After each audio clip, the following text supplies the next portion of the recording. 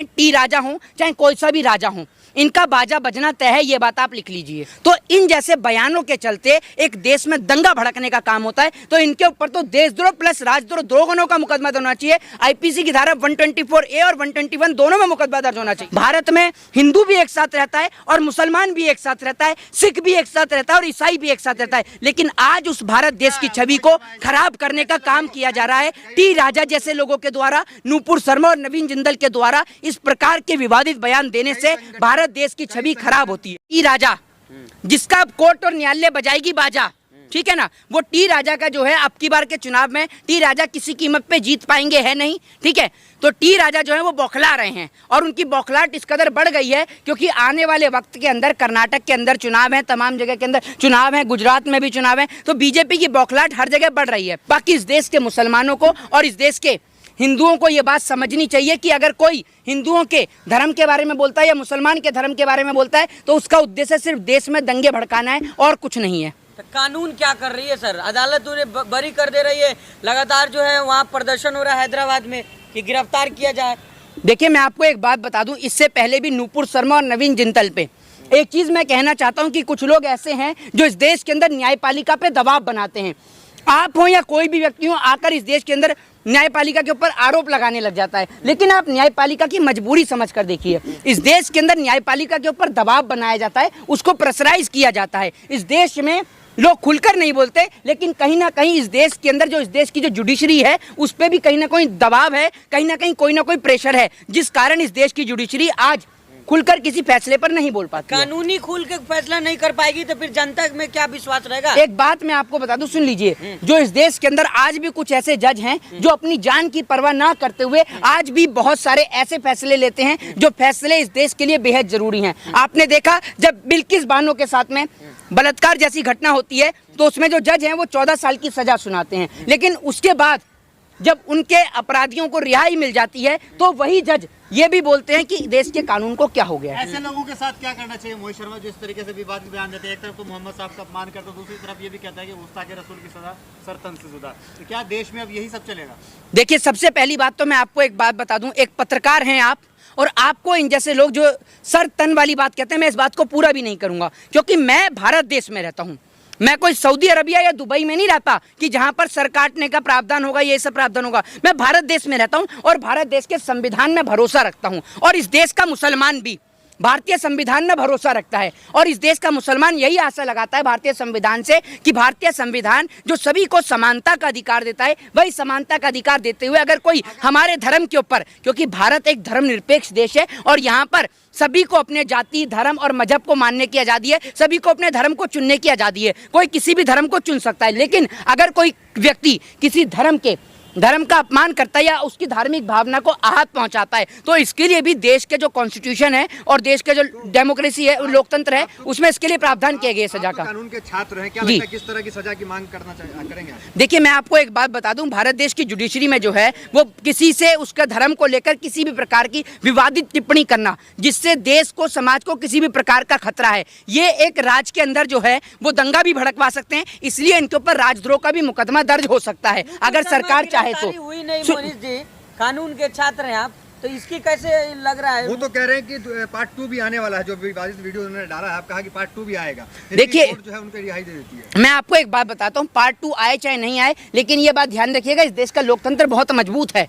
कहीं ना कहीं आप उसको जो है तोड़ने का काम करते हैं, जुडिशरी को खरीदने और बेचने का काम करते हैं। तो मैं आपको बता दूं कि आप आज भी इस देश के अंदर बहुत सारे जज ऐसे जीवित हैं जिन्होंने लोकतंत्र को बचा रखा है। जैसे हम पत्रकारिता की बात करते हैं ना, तो पत्रकारिता को बचाने के लिए भी बहुत सारे पत्रकार जीवित हैं और लोकतंत्र को बचाने के लिए भी बहुत सारे जज जीवित हैं। तो मैं आपको बता दूं कि चाहे टी राजा हूं चाहे कोई सा भी राजा हूं, इनका बाजा बजना तय है, ये बात आप लिख लीजिए।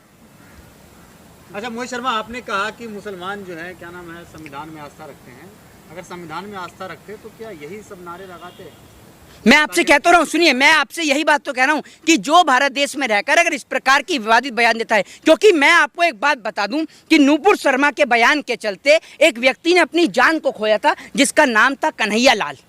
पूरे देश ने देखा था किस प्रकार से कन्हैया लाल की निर्मम हत्या हुई। तो इन जैसे बयानों के चलते एक देश में दंगा भड़कने का काम होता है, तो इनके ऊपर तो देशद्रोह प्लस राजद्रोह दो गुनों का मुकदमा होना चाहिए। आईपीसी की धारा 124A और 121 दोनों में मुकदमा दर्ज होना चाहिए। बयान देने वाले भारतीय जनता पार्टी से ही क्यों निकल रहे हैं? देखिए, भारतीय जनता पार्टी एक तरफ कहती है कि हम कार्रवाई कर रहे हैं, पार्टी से निकाल रहे हैं, फिर भी पनपते उन्हीं। मैं आपको एक बात बता दूं, भारतीय जनता पार्टी के जो नेता हैं, मुझे ऐसा लगता है कि भारतीय जनता पार्टी के नेताओं का जो मानसिक संतुलन है वो खराब हो चुका है। भारतीय जनता पार्टी के जितने भी तमाम नेता हैं, मंत्री हैं, वो ऊट-पटांग बयान देने में माहिर हैं। बीजेपी की पार्टी के अलावा और भी इस देश में विपक्ष के नेता हैं, चाहे वो मायावती हों, चाहे वो अखिलेश यादव हों, चाहे राहुल गांधी हो, सोनिया गांधी हों, और भी बड़ी बड़ी पार्टियां हैं इस देश के अंदर, वो आज तक कोई भी विवादित बयान नहीं देती। एक देश है जिसका नाम है इंडोनेशिया, उसकी राजधानी है जकार्ता। वहां पर मुश्किल से हिंदुओं की जो आबादी है 2 से 3% है। आज तक आपने वहां पर यह नहीं सुना होगा कि वहां पर हिंदुओं को किसी प्रकार की तकलीफ हो या हिंदुओं के धर्मगुरुओं को गलत बोला हो। मैं आपसे एक बात कहता हूं, टी राजा उस टाइम पे कहां चले गए थे जब हिंदू धर्म की आस्था की प्रतीक मां काली का पोस्टर बनाया जाता है? तब वो कहां चले गए थे टी राजा? तब तो इनसे बोला नहीं गया। तो जब हिंदू धर्म के ऊपर अत्याचार होता है तब तो टी राजा जैसे लोगों का होठ सिल जाते हैं। तो बता रहे हैं ना, मैं आपको बताता रहा हूं, तब तो अरे उस टाइम पे एक बयान दिखा दो आप टी राजा का। टी राजा काली माता के पोस्टर को लेकर एक शब्द नहीं बोले। हिंदू आप नहीं मानेंगे टी राजा को? अरे भैया, अगर टी राजा कट्टर हिंदू होता, अब हम अपने धर्म से भी जितनी मोहब्बत करते हैं उतनी ही मोहब्बत मैं आपके धर्म से भी करता हूँ, तमाम धर्मों से करता हूँ, क्योंकि मेरा धर्म जो है या आपका धर्म है वो सभी धर्मों को रिस्पेक्ट करना सिखाता है। इस देश के अंदर टी राजा उस समय कहां पर चुप थे जब काली माता का पोस्टर बनाया गया? इस सवाल का आप जवाब देंगे मुझे? बताइए ना। अगर हिंदू थे तो उस समय बोलना चाहिए था, तब तो बोले नहीं। लेकिन हिंदू से कोई फर्क नहीं है, इनको हिंदू और मुसलमान कराना है कि आखिर कैसे हिंदू और मुसलमान हो। कह रहे हैं कि मुनव्वर फारूकी जब मजाक उड़ाते हैं तो कुछ नहीं, अगर हमने कोई कॉमेडी वीडियो बना के डाल दिया, उनका कहना है कि हमने जो वीडियो बनाया वो कॉमेडी वीडियो था। अरे अगर कल को कोई, सुनिए, अगर कल को कोई गोबर को अगर च्यवनप्राश समझकर चाटेगा तो आप भी चाटने लग जाएंगे, तो आप में और उसमें क्या अंतर रह गया ये बताइए ना। और अगर उस व्यक्ति ने कोई गलत टिप्पणी करी है या अगर वो हैदराबाद के अंदर या कहीं पर भी अगर कोई शो करता है और शो करने के दौरान अगर वो कोई विवादित टिप्पणी देता है या विवादित बात बोलता है हिंदू धर्म के देवी देवताओं के खिलाफ, तो आप वीडियो लाइए सामने और कोर्ट में केस करिए। मैं आपको बता दूं कि भारत देश जो है वो तेजी से जो विकास के रास्ते पर चल रहा था, पहले विकास के रास्ते में बाधा बनने का काम किया भारतीय जनता पार्टी ने। अब उसके बाद भारतीय जनता पार्टी के नेता बन रहे विकास में बाधा। ये ऊट पटांग बयान देकर भारत देश की जो तेजी से बढ़ती अर्थव्यवस्था है उस पर लगाम कसने का काम कर रहे हैं। जिस प्रकार से विदेशी कंट्रियों के द्वारा भारत के बहुत सारे प्रोडक्ट को बैन भी किया गया था और बहुत सारी चीज़ों को लेकर विदेश से टिप्पणी भी आई थी, तो कहीं ना कहीं ये सारी चीज़ें भारत देश को जो है वो शर्मसार करने के लिए करती हैं, भारत देश को शर्मिंदगी कर देती हैं कि भारत वो मुल्क जो नारा देता है अतिथि देवो भव और जो कहता है वसुदेव कुटुंबकम कि आप आइए, आप सभी का स्वागत है इस देश के अंदर, उस देश के अंदर जहां पर पूरे विश्व के मुकाबले, सारे विश्व के मुकाबले जहां मुसलमान रहते होंगे, सबसे ज़्यादा मुसलमान इस देश में रहते हैं और सबसे ज़्यादा हिंदू इस देश में रहता है। लेकिन हमारे देश जो जाना जाता था वो इसलिए जाना जाता था कि देश की सबसे बड़ी आबादी हिंदुओं की वो भी यहीं रहती है और देश के अंदर जितने मुसलमान हैं सबसे ज़्यादा मुसलमान यहाँ पर रहते हैं। लेकिन लोग कहते थे,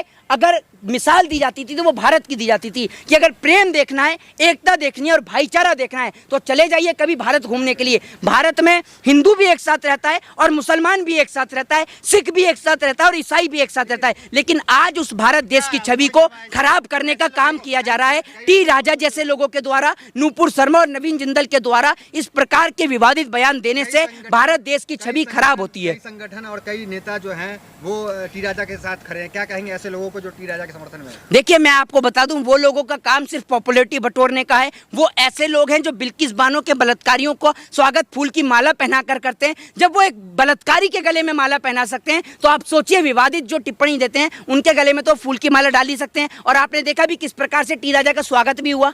मतलब इस देश में अगर कोई जहर घोलेगा, विवादित बयान देगा तो अब उसका स्वागत जो है वो फूल की माला से होगा। ये किस प्रकार से भारत देश की आस्था को खराब कर रहे हैं? कि ऐसे लोगों को क्या सजा मिलनी चाहिए जो इस तरीके से बयान? देखिए, ऐसे लोगों के ऊपर देशद्रोह और राजद्रोह दोनों का मुकदमा दर्ज होना चाहिए और ऐसे लोगों के खिलाफ कड़ी से कड़ी कार्रवाई होनी चाहिए। इनको उम्र कैद की सजा बिल्कुल होनी चाहिए, उम्र कैद होनी चाहिए। और सबसे पहले तो इनका जो मेंबर लेजिस्लेटिव असेंबली जो ये एमएलए हैं, इनकी सबसे पहले एमएलए की जो एमएलए की सदस्यता है उसको रद्द किया जाना चाहिए और ये जो एमएलए की पोस्ट पर हैं उससे हटाया जाना चाहिए और इससे और इनके बयान से देश के अंदर की जो एकता, अनेकता और अखंडता है उसको बहुत बड़ा खतरा हो सकता है। भारत देश के जो मुसलमान हैं और जो हिंदू हैं, जो एक साथ मिलजुल कर रहते हैं, उनके आपसी प्रेम में मनमुटाव पैदा हो सकता है। तो मैं देश की न्यायपालिका से गुहार लगाता हूं कि भारत देश के अंदर किसी भी धर्म के खिलाफ, विवादित बयान देने वालों के खिलाफ राजद्रोह और देशद्रोह दोनों की धारा में मुकदमा दर्ज होना चाहिए। जय हिंद, जय भारत, वंदे।